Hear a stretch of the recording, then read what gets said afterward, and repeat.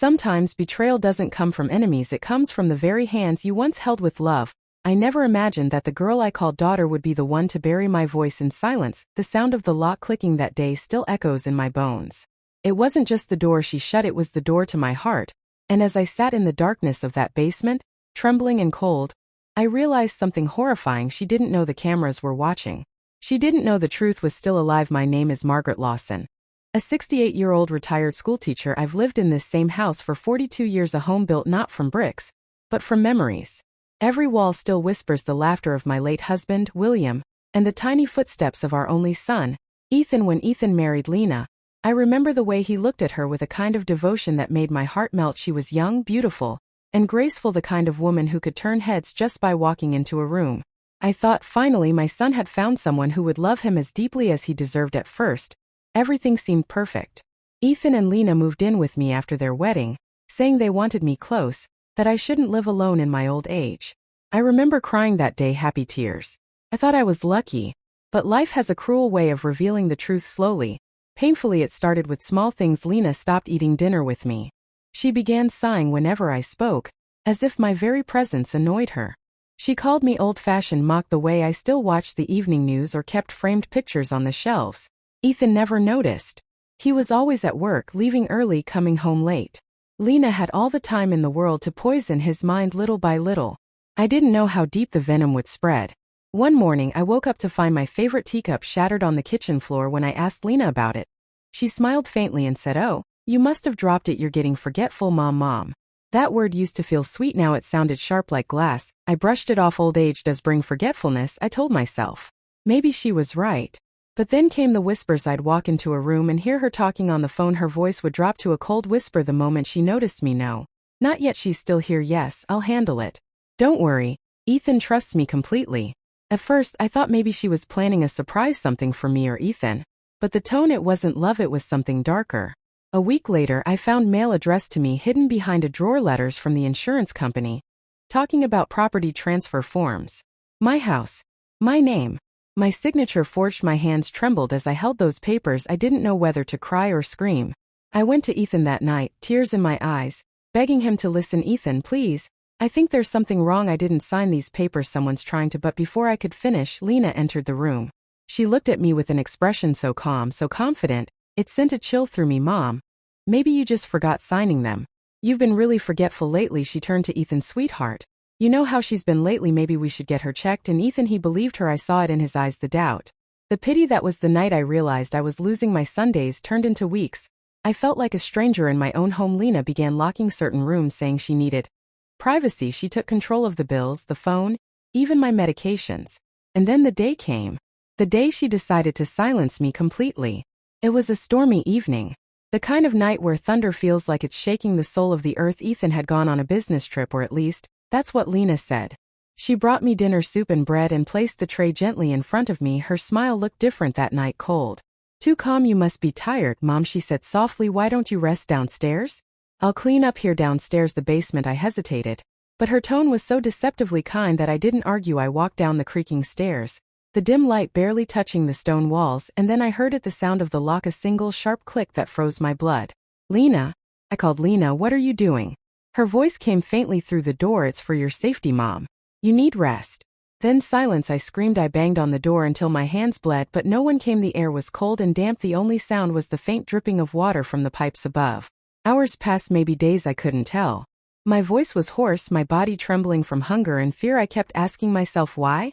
Why would she do this to me? What had I done to deserve such hatred? But then something shifted. As I lay against the wall, I noticed a small red light blinking in the corner, the security camera Ethan had installed them months ago, after a break-in scare. Lena must have forgotten. Hope flickered inside me, faint but alive. If the cameras were still recording, then the truth wasn't buried yet. I pulled myself together, looked straight into that tiny red light, and whispered, "Ethan, my son, if you ever see this, please believe me. She's not who you think she is, please." Tears streamed down my face as I spoke into the silence. I didn't know if anyone would ever watch that footage, but in that moment I prayed harder than I ever had before. The days blurred together after that. I drank water from a leaking pipe to survive. I slept curled up on the cold floor. Sometimes I thought I heard footsteps above me, Lena's heels light and deliberate. Sometimes I heard her humming softly, as if nothing had happened. Then one night I heard the door open, light flooded the room. And there she stood, perfectly dressed, hair tied back, holding her phone. "You're still alive," she said flatly. As if it disappointed her. "You could have made this easier, you know. Ethan will believe what I tell him. You're just a senile old woman who went missing. That's all you'll ever be." I wanted to scream, to fight, but my strength was gone. She left again, slamming the door behind her, and once more, I was swallowed by darkness. But fate, or maybe justice, has its own timing. The next morning, while Lena was out, Ethan came home early. He'd cut his business trip short, worried because she hadn't answered his calls when he entered the house. The silence must have felt wrong, and when he opened the security app on his phone, the one that connected to those basement cameras, his world shattered because he saw everything. The lies, the cruelty, the way his wife locked his mother away like an animal. And that's where the story of my entrapment ends. But the story of heartbreak was only beginning, because when he finally opened that basement door, when I looked into my son's eyes, I didn't see love anymore. I saw guilt, I saw brokenness, I saw the realization that he had chosen the wrong person to trust, and though he freed me from the basement that day, he could never free himself from the truth. When Ethan unlocked the basement door, the smell of dampness and fear hit him before the sight did. The flickering bulb barely lit the space, but it was enough for him to see his mother Margaret sitting against the wall, her arms wrapped tightly around herself, eyes wide and empty. "Mom?" His voice cracked, raw, trembling. Margaret blinked slowly, as if she couldn't believe the voice was real. When her eyes finally focused on him, tears welled up instantly. "Ethan, you came back." Her words were nothing more than a whisper, but they carried years of pain. Ethan ran to her. Falling to his knees, he took her frail hands into his, guilt flooding through every nerve of his body.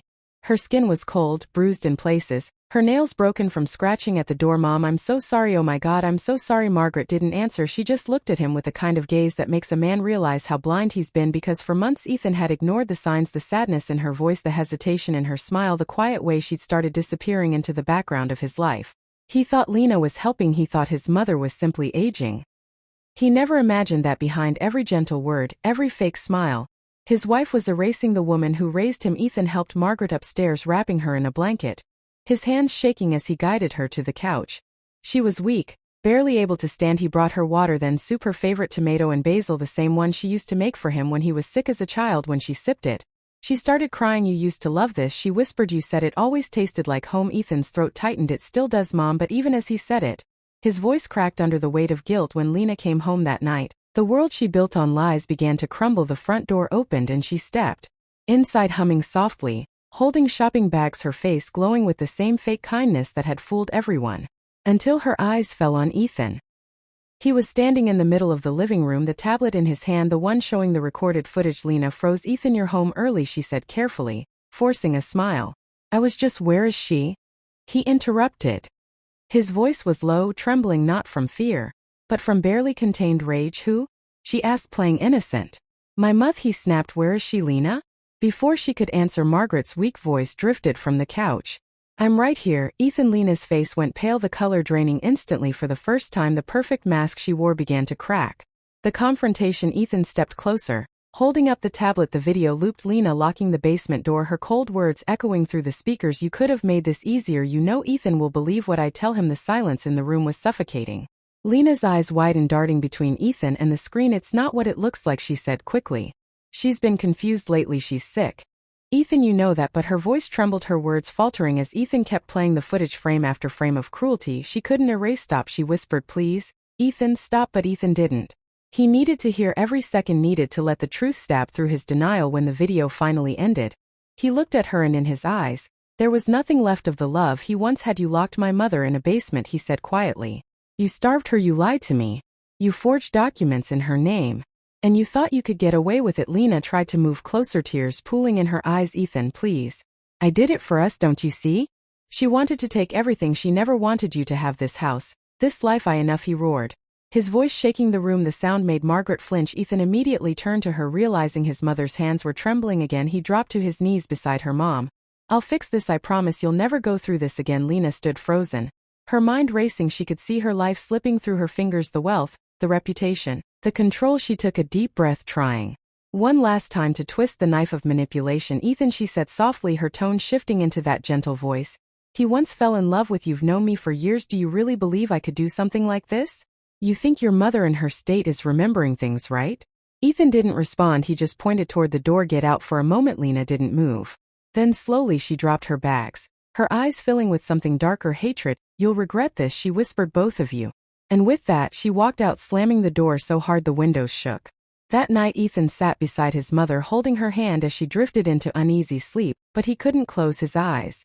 The images from the footage kept replaying in his mind: the darkness, the lock, her voice. He remembered the first time he brought Lena home, how proudly he introduced her, how his mother's eyes lit up with love, and now that same love had nearly destroyed her. "I should have seen it," he whispered to himself. "I should have protected you." But guilt is a cruel companion. It doesn't leave. When forgiveness comes, it lingers, reminding you of the moment you failed someone who needed you most.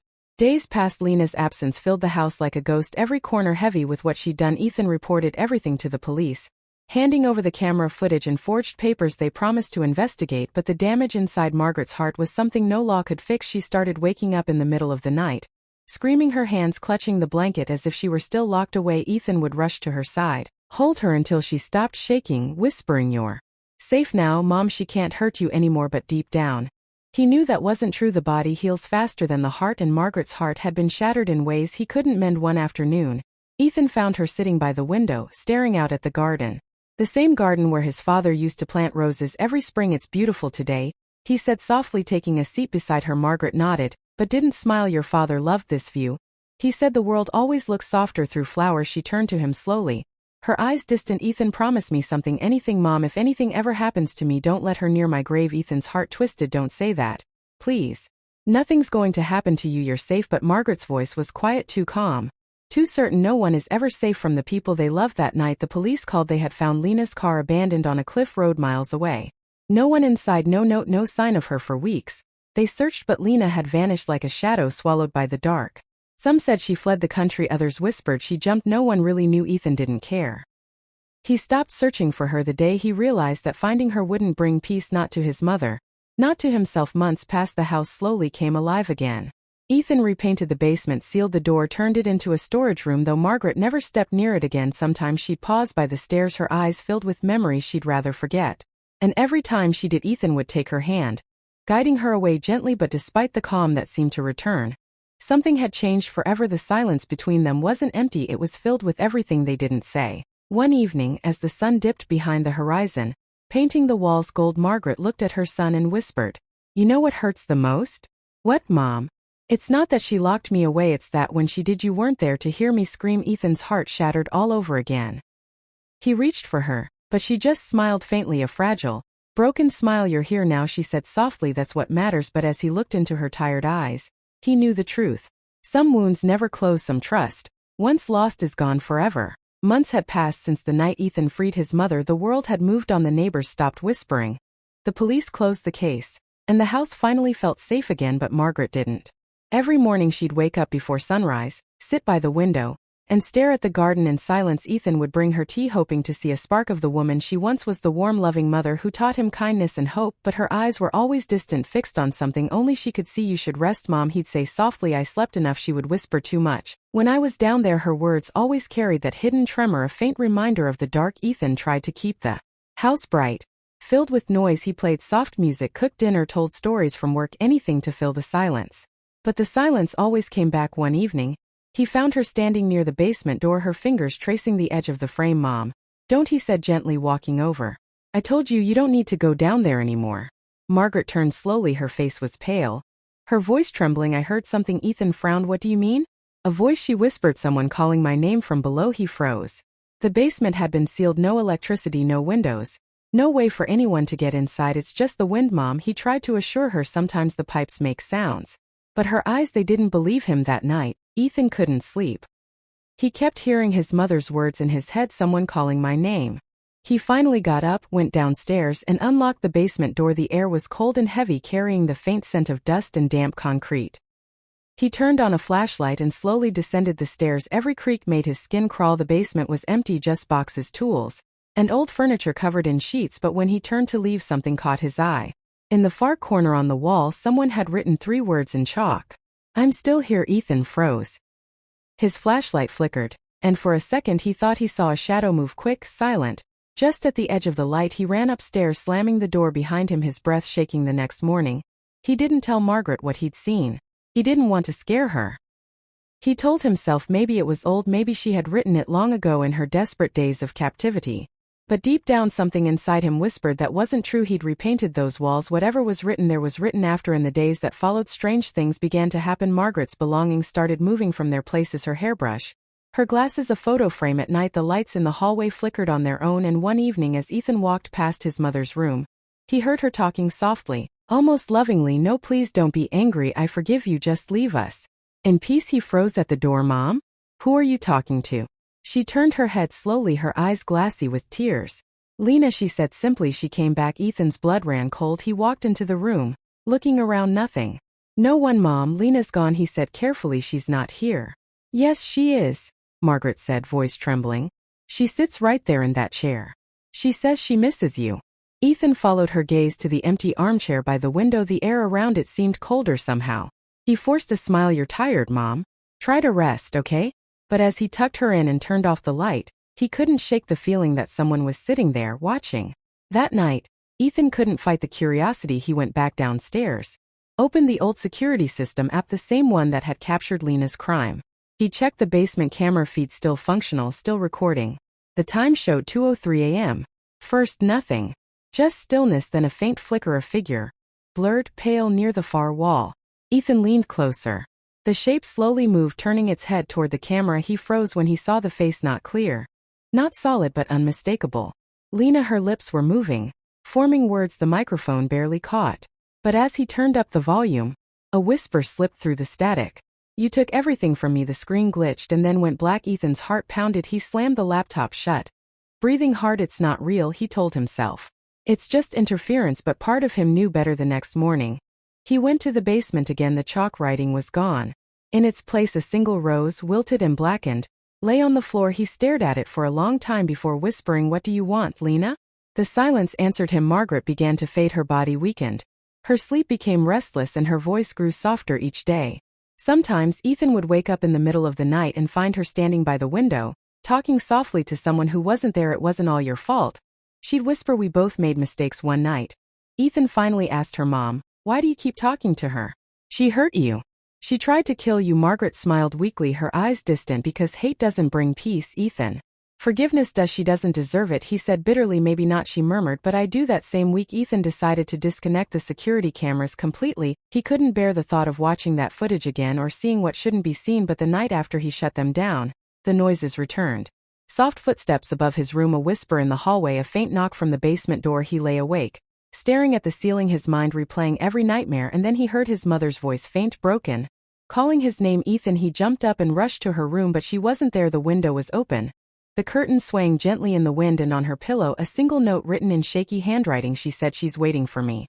Don't come." Ethan's heart stopped. He ran through the house, calling her name, searching every room. Finally, his steps led him to the one place he prayed he'd never go again, the basement. The door was ajar. A faint light flickered from below.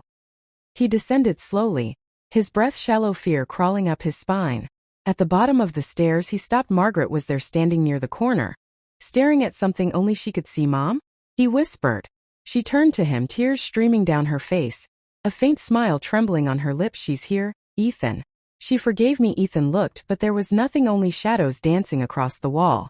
"Come upstairs, Mom, please," he begged, stepping forward. But Margaret shook her head. "No, I'm tired, my dear. I just wanted her to know I'm not angry anymore." And then she collapsed. Ethan ran to her, catching her in his arms, screaming her name, but her eyes were closed, peaceful, her hand cold in his. For a long moment, he just sat there, holding her, sobbing into the darkness. And then through his tears, he heard it, a faint whisper right beside his ear now, where even the light flickered once and went out. The funeral was small.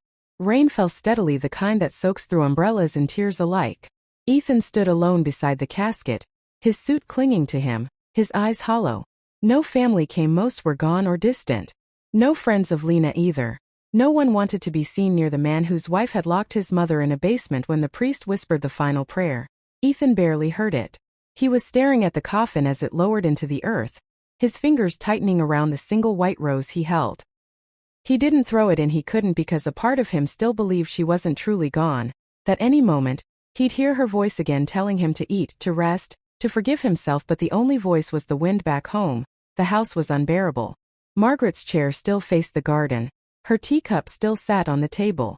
Ethan walked through every room, touching the things she'd left behind, feeling smaller with every step. In her bedroom, he found her old diary, leather-bound. Worn at the edges, he hesitated before opening it. The first pages were soft memories of Ethan's childhood, his first day of school, his father's laughter, the smell of rain on summer afternoons. Then toward the end, the handwriting changed, shakier. Uneven. I hear her footsteps at night. She watches me when Ethan isn't home. I try to tell him, but he doesn't believe me. If something happens to me, please let him know I forgive him. Ethan's eyes blurred. He closed the diary, pressing it to his chest, whispering through tears, I'm sorry, Mom, I believe you now. Weeks passed. He stopped working, stopped answering calls. The world outside went on. Cars, laughter, light. While inside, his life dimmed like a candle burning itself out. Yet one thing kept him from breaking completely. A question that wouldn't leave him alone. Why had Lena done it? Money? Jealousy? Or something else entirely? He decided he needed to know, not for revenge, but for peace. He began going through her things, the ones she'd left behind the night she disappeared. Drawers of clothes, letters, photos, papers. In one box, he found an old envelope labeled Carter Home for Girls 1996. Inside were faded photographs of a young Lena, thinner, smaller, with haunted eyes, standing outside a gray brick building. There were medical forms to abandonment, foster care, psychological assessment, and at the bottom a letter. To whom it may concern, Lena was discharged after exhibiting signs of trauma and attachment anxiety. Recommend stable environment with emotional supervision. Possible maternal rejection issues. Ethan stared at the paper, his mind spinning. Lena had grown up without a mother, or worse, with one who left her. Had Margaret's warmth reminded her of everything she'd lost? Was her cruelty born from envy, not hate? The thought didn't excuse what she'd done, but it changed the shape of his anger. That night, Ethan sat by the fireplace, the letter in his hand, whispering to himself, you wanted a mother, didn't you, Lena? And when you got one, you didn't know how to love her. The flames cracked softly. For the first time in months, he felt something other than rage, a bitter kind of pity. A week later, a detective visited. They had traced a woman matching Lena's description, buying supplies in a coastal town 2 states away. No arrest yet, just a possibility. The officer left a business card and said, if she contacts you, call us immediately. After he left, Ethan stared at the card for a long time. Then he burned it. He didn't want justice anymore. He wanted silence, but silence is never empty. It fills itself with memories. At night, he started dreaming of the basement again, the smell, the cold, his mother's voice. Sometimes he dreamed of Lena, standing in the corner, whispering, you understand me now, don't you? He'd wake up sweating, whispering back, yes, and that's what terrifies me. One evening, while sorting through the attic, Ethan found an old video cassette, dusty, unlabeled. He didn't recognize it, but curiosity drew him in. He plugged in an old player and pressed play. The screen flickered, showing shaky footage. The living room. Years ago, a younger Lena, laughing, holding the camera. Say hi, Mom, she chirped playfully. Margaret laughed behind the lens, waving awkwardly. Ethan's heart twisted. There was a time when they'd been happy, when the house was full of warmth. He'd forgotten that. Then the laughter on the tape changed, softer, sadder. Lena turned the camera to herself, whispering, I try so hard to be perfect, but she looks at me like I'm not enough. Maybe if she were gone, Ethan would finally see me. Ethan froze. The tape ended with static. He sat in the dark for hours, unable to move. Somewhere between love and madness, Lena had lost herself and taken everyone else down with her. The next morning, Ethan buried the tape in the garden, beneath the roses. He didn't want to destroy it, but he couldn't bear to see it again. When he covered it with soil, he whispered, for both of you, rest now. And for a brief moment, he swore he smelled his mother's perfume, lavender and rain. Spring came. Ethan started volunteering at a local shelter, helping children who'd grown up like Lena, lost, abandoned, angry at the world. It was painful, but it felt right. He wanted to break the cycle that had ruined his family. Sometimes, he'd tell them stories about forgiveness, about love that hurts but doesn't disappear, and every time he finished, one line stayed with him, we're all just trying not to become the people who hurt us. Months later, he returned home one evening to find a letter slipped under the door. No address, no name. Just 2 words on the front for Ethan. His hands trembled as he opened it. Inside was a single piece of paper, written in familiar handwriting. I watched from far away. I never meant for her to die. I only wanted you to need me again. I'm sorry. No return address, no clue where it came from. Ethan read it again and again until the ink blurred beneath his tears. He didn't call the police. He didn't chase her. He just walked outside, stood under the stars, and whispered into the night, I forgive you, because he realized forgiveness wasn't for her. It was the only way for him to survive that night. The wind rustled through the garden, brushing against the soil where the tape lay buried. And for the first time since it all began, the house felt still, not haunted, not hollow, just quiet. Maybe that was peace, or maybe it was the sound of 2 souls, mother and daughter-in-law, finally letting go. 6 months had passed since the letter. Ethan's days were plain and quiet: morning coffee, the shelter, dinner alone. He smiled more now. Not real smiles, but the kind you give to keep the world from asking questions. The shelter children had grown fond of him. They called him Mr. Ethan, and sometimes, when one of them cried, he'd hold their hand until they calmed. He never told them why he understood their pain so easily, but every evening, when the sun dipped low, he'd feel the pull of home, that big empty house that waited like a question he couldn't answer to the call. It was late October when the phone rang. The voice on the other end was soft but official. Mr. Carter? We've located a property once registered under a Lena Hughes. Abandoned for months. We thought you might want to claim or inspect it. Ethan froze. The address was only 2 towns away. For a long moment he said nothing. Then quietly, I'll come tomorrow. That night he barely slept. He imagined what he might find: photographs, her belongings, maybe even another letter. Part of him hoped for it. Another part prayed there'd be nothing at all. 3. The house at the edge of the lake. The next morning was gray and windless. The property stood alone by a dried-out lake, half collapsed, its windows clouded with dust inside. Time had stopped. Dust sheets covered furniture. Cobwebs draped the corners. But there were traces of Lena everywhere. A floral scarf, a chipped teacup, a broken mirror. Ethan moved slowly, touching things like they might crumble beneath his fingers. In a small bedroom, he found a writing desk. Inside, a stack of envelopes, unsent letters addressed to Margaret Carter. His chest tightened as he sat down and began to read. Dear Margaret, you were right. I don't know how to love people without breaking them. I thought if I could keep you quiet, maybe I could keep your judgment away. But you never judged me, did you? I just couldn't bear the kindness. He turned the page with trembling hands. If Ethan ever reads this, tell him I didn't hate her. I just wanted to belong somewhere. Even in the dark, I wanted to be seen. Ethan's breath hitched. Each letter was more fragmented: guilt, longing, confusion, and then the last one: I wanted to send these, I never could. The world outside the lake feels smaller than the one I left behind. If anyone ever finds me, tell Ethan I stayed because it's the only place I could still hear her voice. No signature this time. Just a small drawing, 2 roses intertwined. Ethan pressed the paper to his heart. For months he had cursed her name. Now all he felt was exhaustion, the kind that lives between forgiveness and grief. For the recording. As he gathered the letters, something metallic clinked in the drawer, a small flash drive. He hesitated before plugging it into his laptop. A single video file appeared. For the screen lit up with Lena's face, thinner, paler. Filmed in that same room. If you're watching this, it means I couldn't make it back. She paused, eyes swollen, voice barely steady. I didn't mean for your mother to die. I just wanted her to stop looking at me like I was broken. She laughed weakly. But maybe I was. You tried to fix me, and I used that love to cage the only person who ever treated me like family. She looked down, then back into the camera. Ethan, I'm sorry. Tell her wherever she is that I finally understand what love looks like. It's not possession. It's letting go. The video ended with her whispering his name, and then static. Ethan sat still for a long time. Tears came quietly, without effort. He whispered into the empty room, she hears you, Lena. I promise she does. 5. Returning home. That night Ethan brought the letters and the flash drive home. He placed them on Margaret's old desk beside her diary. He didn't light a candle or say a prayer. He simply sat, listening to the quiet hum of the house. It no longer felt haunted, it felt like it was waiting. So he began to write. Dear Mom, I found her letters. I think she wanted to be forgiven, but she didn't know how. Maybe that's what you both had in common. You loved me too much to let go. I'll try to do what neither of you could. I'll let you both rest. He folded the page and tucked it into her diary. Then he whispered the same words he'd said at her grave: rest now. 6. The return of the wind. Weeks later, the garden bloomed again. He planted new roses, one white for his mother, one crimson for Lena. Every morning he watered them, and every evening the wind rustled through their petals. Neighbors began to notice he smiled differently now, not lighter, but calmer. He'd never tell anyone what happened. Some stories, he decided, aren't meant for the world. They're meant to stay between the living and the lost. 7. The letter that never reached her.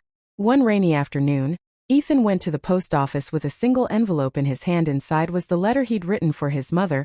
He addressed it to her old home, an address that no longer existed. When the clerk asked, Sir, this place isn't on the map anymore. Do you still want to send it? Ethan smiled faintly. Yes. Some things still need to be said. Even if no one's there to hear them. He dropped it into the box. The paper would never reach her, but the motion of letting go was enough. 8. The final quiet. That night, the storm outside was gentle. Ethan sat by the window, tea in hand, and for a moment he thought he saw 2 shadows in the garden, one standing tall, one smaller beside it. Both turned toward the house before fading into the rain. He didn't move, didn't blink. He just smiled through tears, because sometimes forgiveness doesn't come with words, or apologies, or endings. It comes with peace, the kind that arrives when you finally stop asking why. Winter came slowly that year. Frost glazed the garden, And the roses white and crimson bowed beneath the cold. Ethan had learned to live with the silence now. It no longer frightened him. It spoke to him, softly, like an old friend. He spent his mornings writing letters not to anyone living, but to the people he missed. Some he burned in the fireplace. Others he kept in a box labeled unsent. It was his way of saying the things life never gave him time to say. One evening, as he packed away the letters, he noticed the corner of a book sticking out from under his mother's old desk, a leather binder, dusty and sealed with string. He pulled it free. It wasn't her diary. It was older, heavier. Inside were pages filled with neat handwriting, the same elegant cursive his mother had used. But these weren't diary entries, they were letters to someone named Daniel. To the letters to Daniel. Ethan sat down slowly, his hands trembling as he opened the first one. My dearest Daniel, it's been months since I saw you. I still hear your laugh when I hang laundry by the window. You always said love could survive distance, but sometimes it feels like distance is all love is made of. Ethan frowned. His father's name wasn't Daniel, it was Henry Carter. He flipped through more pages, each one dated long before his birth. The letters spoke of stolen afternoons, secret walks by the river, promises whispered between people who could never be together if things were different. Maybe you'd have met our son. But Henry must never know. I couldn't bear to break him. Ethan froze. Our son? He stared at the page, his heart thudding. Could she have meant him? He read the next one, dated a few months later. Daniel, he's growing fast. He has your eyes. I tell everyone they're Henry's, but every time he looks at me, I see you. Ethan dropped the letter. The air around him seemed to tilt. For years, he had thought he knew who he was, Margaret and Henry Carter's son. Now, with one sentence, the ground beneath that certainty had crumbled. 3. The truth beneath the walls. He didn't sleep that night. He walked through the house like a ghost, touching the walls his mother had painted, the photos she'd hung. How many times had she smiled at him, hiding this truth behind her gentle eyes? Had she wanted to tell him? Or had she planned to carry it to her grave? He remembered her last diary entry: if something happens to me, please let him know I forgive him. Forgive who? Ethan had always thought she meant him, but what if she meant Daniel? For searching for Daniel. By morning, Ethan couldn't bear not knowing. He searched through every document he could find: birth certificates, letters, photographs. In one photo album, tucked behind a picture of his parents' wedding, he found a small black and white photograph of a man he didn't recognize. Tall, dark hair, kind eyes, and behind the photo, written in fading ink, DH. 1973. Ethan took it to the local records office. It didn't take long for the clerk to pull up a file. Daniel Havers, architect, lived in the same town as Margaret before she married Henry Carter. Deceased 25 years ago. Ethan stared at the paper, feeling both emptier and heavier. He didn't go home right away. He sat by the park where his mother used to take him as a child, watching families pass by. And for the first time, he saw her differently, not just as the woman who had been locked in a basement, but as someone who had carried her own secret cage for decades. 5 letters in the fire. That night, Ethan returned home, the wind sharp outside. He gathered the letters to Daniel, one by one, and placed them in the fireplace. He didn't burn them out of anger, he burned them because they weren't his to keep. They were part of a love that lived and died long before he ever took his first breath. As the paper curled and turned to ash, he whispered, I understand now, Mom. You weren't hiding from me. You were protecting me. He imagined her face, soft, lined with time but smiling. And for a moment the flames looked like her eyes, warm, forgiving. 6. The visit. A week later at the shelter, a woman in her 50s approached Ethan. She looked nervous, holding an old photograph. You're Ethan Carter, right? I think you might have known my father. Daniel Havers. Ethan froze. She handed him the photo. Daniel again, younger, standing beside a little girl. I found your address through the old records. My father used to talk about a woman named Margaret. Said she was the one that got away. Ethan's throat tightened. He never mentioned me? She shook her head gently. No. But he said he once loved someone so deeply it haunted him for years. He said she had the kindest eyes he'd ever seen. Ethan smiled faintly. Eyes glassy. That sounds like her. Before she left, the woman placed a small box in his hand. This belonged to him. I think it's yours now. 7. The box. Inside the box was a pocket watch, gold, scratched, still ticking faintly inside the lid. An engraving for M.H. Love always finds a way to remember. Ethan closed his eyes. The tears came quietly, warm, steady, unashamed. 2 people who had loved each other in silence, and a son who had lived his whole life between their secrets. He slipped the watch into his pocket and whispered, I'll remember for both of you. 8. What we inherit. Days turned into weeks. The frost began to melt. The roses bloomed again. Ethan often sat in the garden with the watch ticking softly in his hand, thinking about how love, even the broken kind, still leaves traces. He understood now that people aren't defined by the mistakes they make, but by what they leave behind when they're gone. Margaret had left him strength, Lena had left him empathy, Daniel had left him time, the courage to keep moving forward, even when the past pulls back. And maybe that was enough. One evening, as the sun dipped behind the trees, Ethan whispered into the wind, "Mom, I know who you were, I know who he was. And I still love you, all of you." The wind rustled through the roses, the white and crimson petals swaying together, and somewhere deep in that quiet garden, it felt like the past finally exhaled. It arrived on a Tuesday morning, thin, official, the kind of envelope that makes your heartbeat quicken before you even open it, stamped at the top, law offices of Murphy and Clark. Inside was a short message: "Mr. Ethan Carter, you have been named as a beneficiary in the last will and testament of Mrs. Lena Hughes Carter. Please contact our office to arrange the reading and collection of personal effects." Ethan stared at the paper, his breath caught between disbelief and dread. Lena was alive when she wrote this, alive long enough to sign her name. To think of him, the man she had hurt more than anyone, and now from somewhere beyond her own absence, she was reaching out again. He folded the letter slowly, whispering, "What could you possibly have left for me, Lena?" To the office. The law office smelled of old books and rain. The lawyer, a kind-eyed woman named Susan, greeted him with quiet sympathy. "She came to us almost 8 months ago," Susan explained, "said she wanted her affairs handled discreetly. She looked unwell, fragile but determined." Ethan's throat tightened. "Did she say where she was living?" "No, only that she wouldn't be for long." Susan slid a sealed box across the desk, small, wooden, engraved with Lena's initials. "She left this for you. She said you'd know what to do with it." Ethan's fingers hovered over the lid, but he couldn't bring himself to open it there, not with strangers watching, so he thanked her quietly and left the box back home. The house was silent again, just the soft hum of the clock and the rain against the windows. Ethan placed the box on the table beside the fireplace.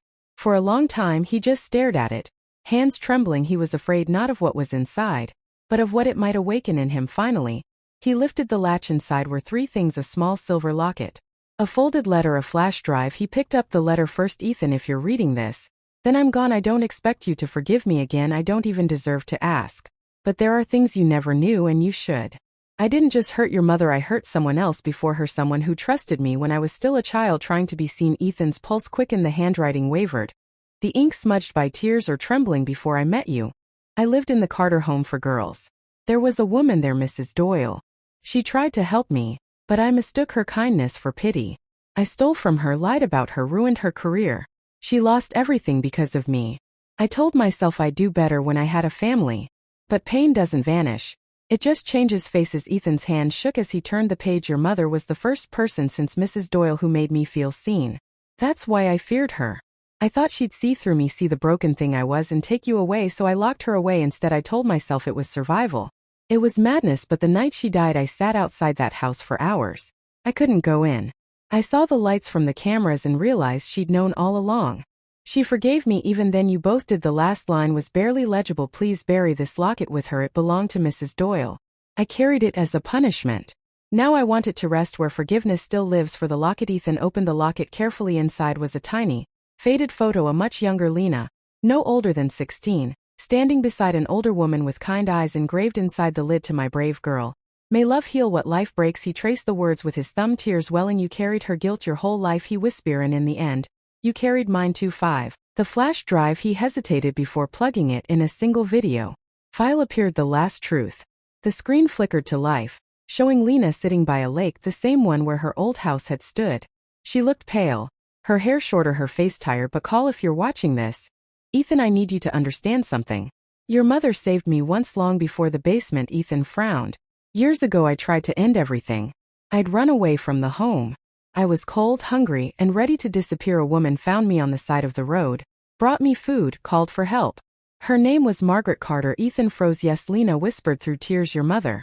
I didn't know it was her until I met her again. Years later, when you brought me home, I recognized her eyes, her voice, her kindness, and I hated her for it.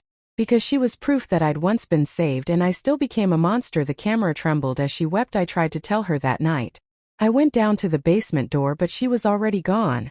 Silence, only wind and the soft ripple of water behind her. "You were the only person who ever made me feel like I could start again, Ethan.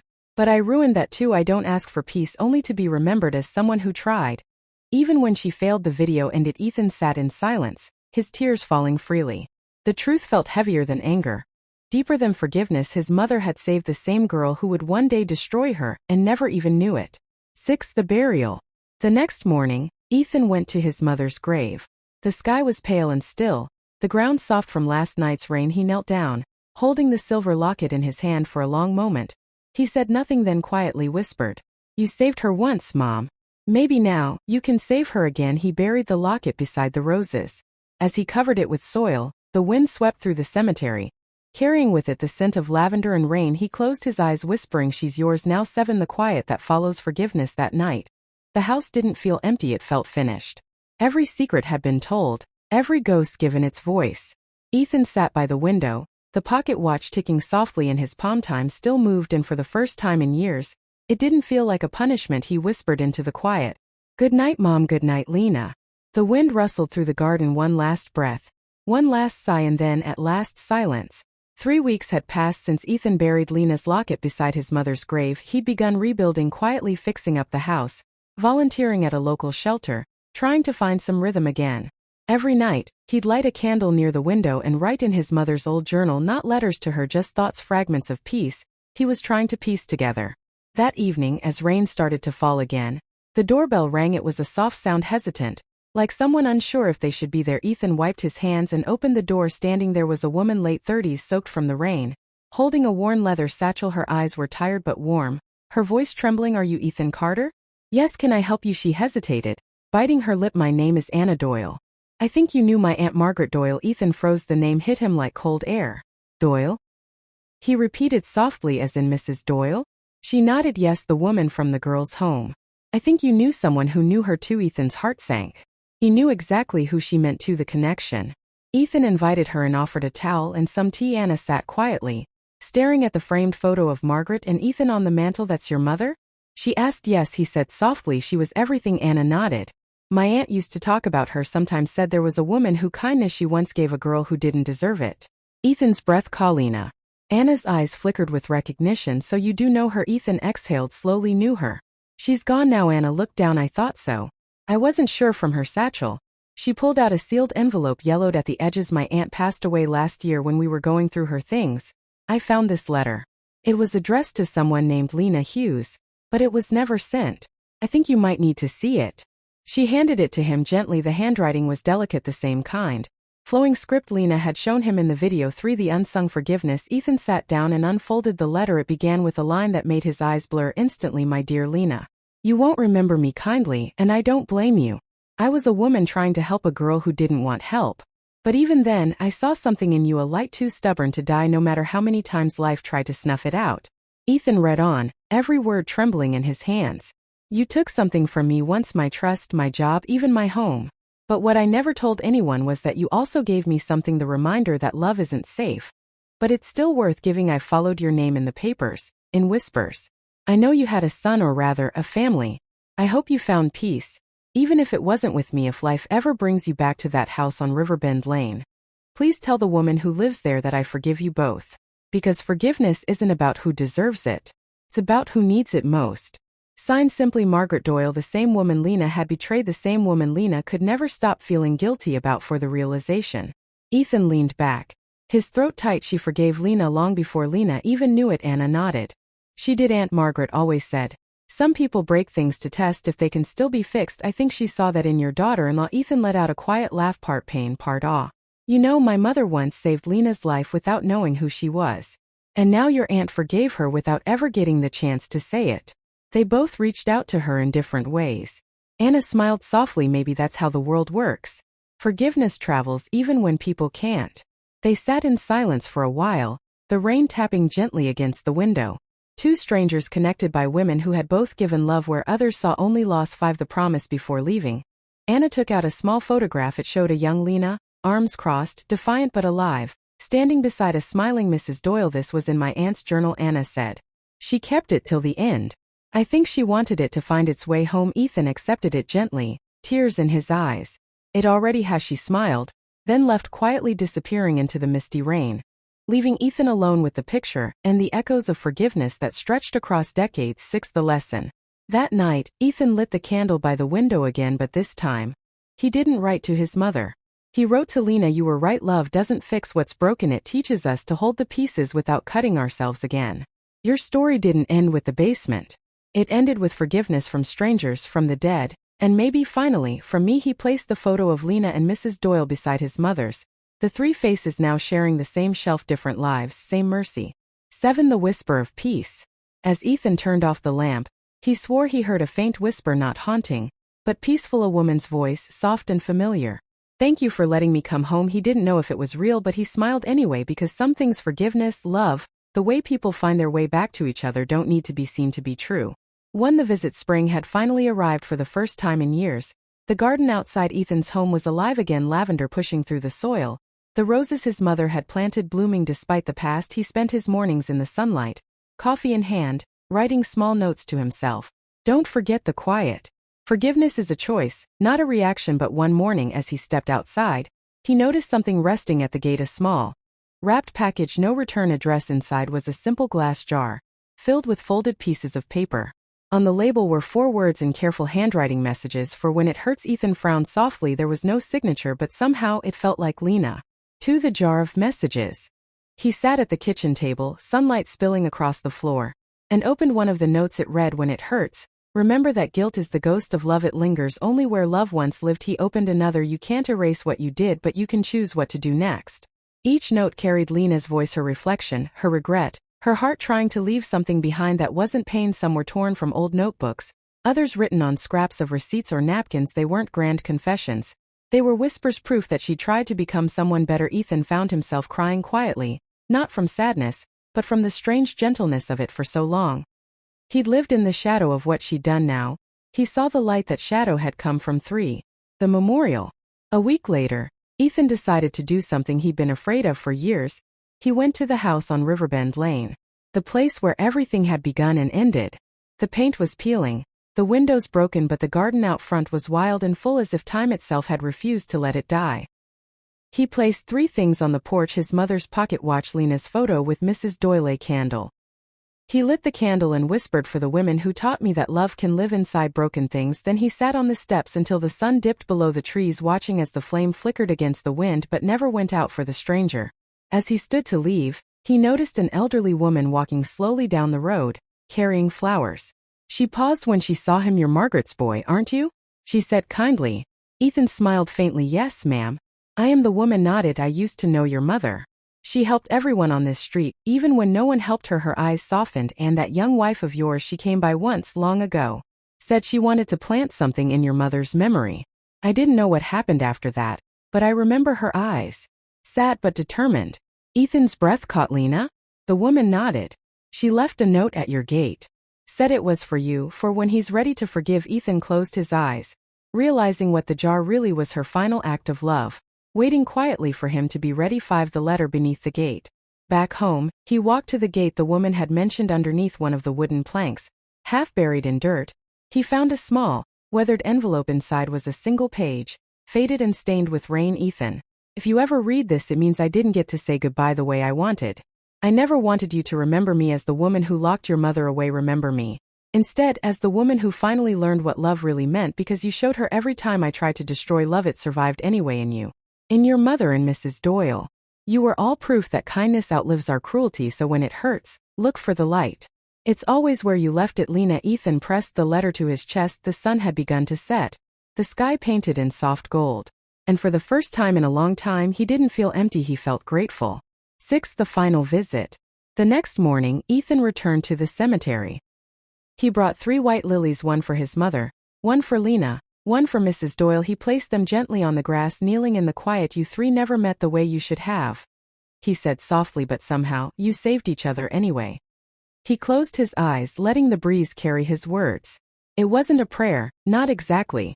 Just a conversation with the pieces of his heart he'd finally learned to live with. 7. The last light. That evening, Ethan sat by the window again, watching the candle burn. It had become his ritual, one small flame against the dark. He thought about everything that had happened: the basement, the guilt, the forgiveness that came too late but still came anyway. He whispered, almost to himself, you were right, Lena. Love doesn't fix everything, but it gives us the strength to keep living with what's broken. The candle flickered once, then steadied, and in that gentle light, Ethan smiled, because he finally understood forgiveness isn't about forgetting. It's about remembering without pain. Months later, Ethan donated his mother's house to a local foundation, turning it into a shelter for women seeking new beginnings. He named it the Margaret Home. On the entrance wall, a small plaque read for every woman who thought she was beyond saving, and for the people who proved she wasn't. Every evening he'd walk by, watching the lights glow softly through the windows, a new story beginning where an old one ended, and somewhere in that quiet light, he could almost hear his mother's voice, and Lena's too, no longer crying, no longer afraid, just at peace. The end.